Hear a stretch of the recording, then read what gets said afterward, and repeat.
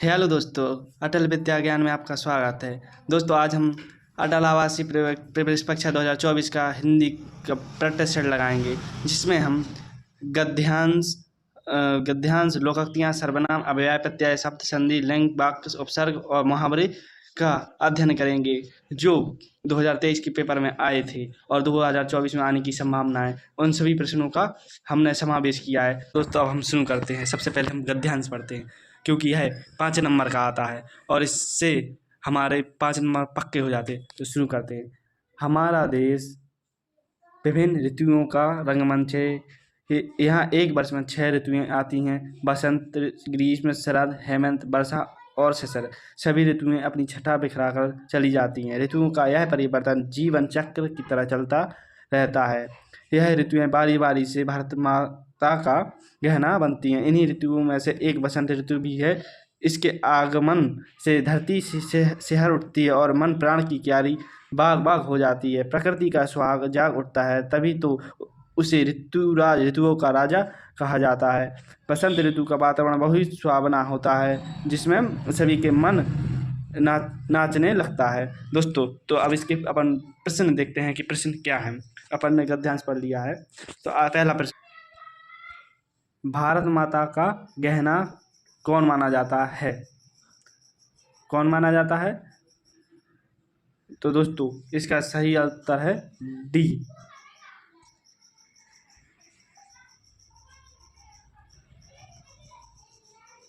विभिन्न ऋतुओं का आगमन का परिवर्तन, ऋतुओं का परिवर्तन जीवन चक्र की तरह चलता रहता है, जो बारी बारी से भारत माता का गहना बनता है। तो पहले का उत्तर हुआ डी। पहले का उत्तर डी सही है। और अगला देखते हैं। ऋतुओं का परिवर्तन किस तरह चलता है? ऋतुओं का परिवर्तन किस तरह चलता है? तो इसका सही उत्तर होगा सी। सी इसका सही उत्तर, जीवन चक्र के रूप में चलता है। अगला क्वेश्चन देखते हैं। आगमन का अर्थ होता है। दोस्तों, आगमन का अर्थ होता है आना। आना या आ, जिसे आ भी कहते हैं। तो पहला ना तो नहीं हो सकता है, पहला गलत हो, दूसरा भी गलत है। आगमन का आगमन अर्थ वो तो उसी का है, ये भी गलत है। तो सी इसका सही उत्तर है। अगला प्रश्न, आग का पर्यायवाची है। दोस्तों, अनिल अनिल हवा का पर्यायवाची होता है। हवा का पर्यायवाची होता है अनिल। अनिल अनिल है, ये होता है आग का पर्यायवाची। आग का पर्यायवाची अनिल। 20 का सही उत्तर है। अगला देखते हैं। निम्नलिखित में से कौन सा शब्द विशेषण नहीं है? तो दोस्तों,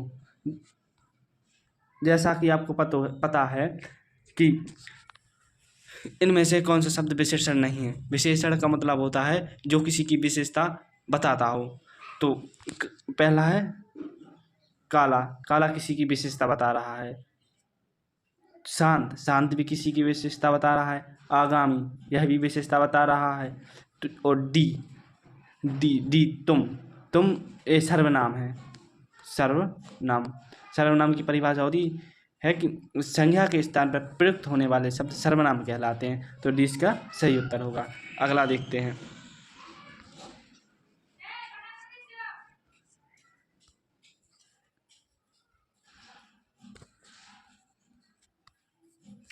टूटे हाथ मुहावरे का अर्थ है घायल हाथ, गलत। हाथ पैर विहीन, ये भी गलत। साधनहीन, ये भी गलत। रुपए पैसे से खाली हाथ, ये सही है। सी का सही उत्तर है। अगला देखते हैं। दुख शब्द का समानार्थी है। दुख शब्द का समानार्थी शब्द है कष्ट, नहीं, गलत। पहला गलत। आघात, ये भी गलत। कठिन, ये भी गलत। डी इसका सही उत्तर है, वेदना। अगला देखते हैं। भाव का तुकांत है। दोस्तों, तुकांत का मतलब होता है अर्थ। भाव का अर्थ है, दोस्तों, भाव का अर्थ है बी बी इसका सही उत्तर होगा कीमत। भाव का अर्थ है कीमत। घमंड नहीं होगा, भाव नहीं होगा, सम्मान नहीं होगा, तो बी इसका सही उत्तर है। अगला प्रश्न देखते हैं। अत्यंत शब्द के में प्रयुक्त उपसर्ग ज्ञात करें। उपसर्ग का मतलब होता है जो आगे प्रयुक्त होते हैं, अतः अत्यंत में जो आगे प्रयुक्त हुआ है वह उपसर्ग है। तो इसमें आगे क्या प्रयुक्त हुआ है, चलिए देखते हैं। अत्यंत, अत्यंत दो शब्दों के मेल से बना है, अति प्लस अंत, अत्यंत। तो इसका सही उत्तर होगा जो आगे प्रयुक्त होता है अति, डी इसका सही उत्तर है। नेक्स्ट देखते हैं। बरसात बिल्कुल ना होना वाक्य के लिए एक शब्द है। बरसात बिल्कुल ना होना वाक्य के लिए एक शब्द है। अतिवृष्टि नहीं, गलत है। अतिवृष्टि का मतलब होता है अत्यधिक वर्षा होना। अल्पवृष्टि मतलब थोड़ी वर्षा होना। वृष्टि मतलब वर्षा। अनावृष्टि वर्षा ना होना। बी इसका सही उत्तर है। अगला प्रश्न देखते हैं। अगला प्रश्न है, विराम चिन्ह की दृष्टि से कौन सा शब्द सही नहीं है। इसका सही उत्तर होगा, वह दूर से बहुत दूर से आ रहा है। सुनो सुनो वह गा रही है। नहीं नहीं ऐसा नहीं हो सकता। तो इसका सही उत्तर है सी, क्योंकि ए गलत है और ए भी गलत है। सी इसका सही उत्तर है। अगला प्रश्न देखते हैं। कुल शब्द का युग्म का सही अर्थ है। दोस्तों, एक कुल का अर्थ होता है वंश और कुल का अर्थ होता है किनारा।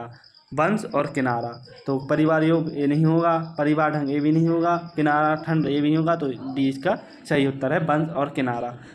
दोस्तों, अगला प्रश्न देखते हैं। अगला प्रश्न है, प्राचीन शब्द का विलोम शब्द है। प्राचीन का विलोम शब्द है। दोस्तों, नया का पुराना का होता है नया, ये तो गलत है, यानी बी। नवीन का प्राचीन का नवीन। नूतन गलत है, ये भी गलत है। अगला प्रश्न देखते हैं। दोस्तों, अगर वीडियो अच्छी लगे तो कृपया लाइक करें, सब्सक्राइब करें, और हम आगे भी ऐसी वीडियो लाते रहेंगे। और कृपया कमेंट में अपना राय अवश्य लिखें।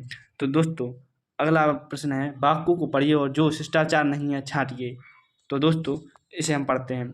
इसमें थोड़ी मिसमैच हो गई है, क्योंकि जो 4 के 4 विकल्प हैं वो उसके शिष्टाचार के हैं। तो इसमें जो चौथा वाला है इसमें नहीं है, इसलिए इसका सही उत्तर होगा डी, क्योंकि हर किसी के विचारों का सम्मान करना ये शिष्टाचार है। अतिथि का आदर करना ये भी शिष्टाचार है।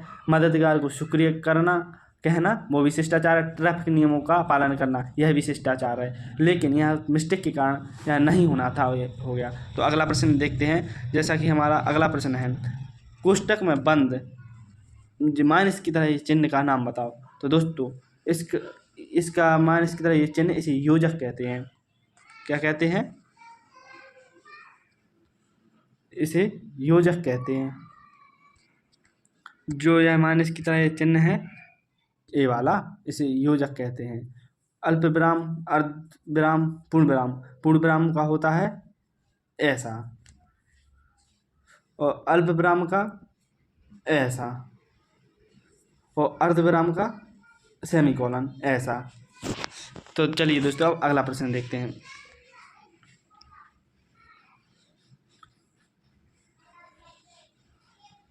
निम्नलिखित शब्दों में से प्रत्यय युक्त शब्द नहीं है। दोस्तों, किस शब्द में, इसमें भी थोड़ी मिस्टेक हो गई। इसमें होना था निम्नलिखित शब्दों में से प्रत्यय युक्त शब्द है, तो इसमें ये जो नहीं है ये यहाँ पर ये गलत है।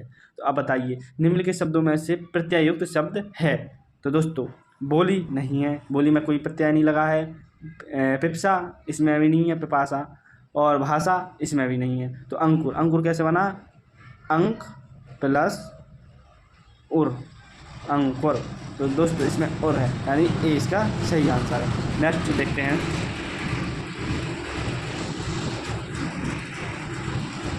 सही क्रम में लगाओ। महात्मा गांधी जाता कहाँ, राष्ट्रपिता को। तो दोस्तों, इसे हम सही क्रम में लगाएंगे। इससे पहले हम इसे लिखते हैं सही क्रम में। तो सबसे पहले आएगा राष्ट्रपिता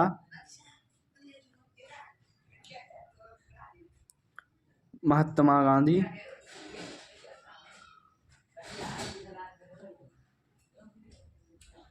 को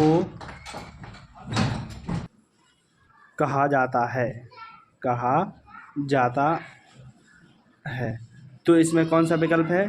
सबसे पहले आएगा 5 नंबर वाला, यहाँ 5। तो दोस्तों इसका सही उत्तर होगा। अगला प्रश्न देखते हैं। ये वाला, संपन्न व्यक्ति डैश डैश डैश डैश की व्यवधा जान सकता है। कौन सा? इसका सही उत्तर होगा विपन्न इसका सही उत्तर है। अगला देखते हैं प्रश्न। निम्नलिखित में से कौन सा शब्द जातिवाचक नहीं है? दोस्तों जातिवाचक, जिसमें किसी जाति विशेष का बोध हो उसे जातिवाचक कहते हैं। जैसे लेखक में लेखक जाति का बोध हो रहा है, इसलिए यह गलत है, ये जातिवाचक है। शिक्षक, ये भी शिक्षक है, ये भी जातिवाचक है। वकील भी। मीठा यह गुणवाचक है, अतः डी इसका सही उत्तर होगा। अगला प्रश्न देखते हैं और यह लास्ट प्रश्न है। निम्नलिखित में से कौन सा शब्द संज्ञा है? तो दोस्तों संज्ञा शब्द है झपकता। डी इसका राइट आंसर। तो दोस्तों वीडियो अच्छी लगे तो कृपया लाइक करें, कमेंट करें और सब्सक्राइब करें। धन्यवाद।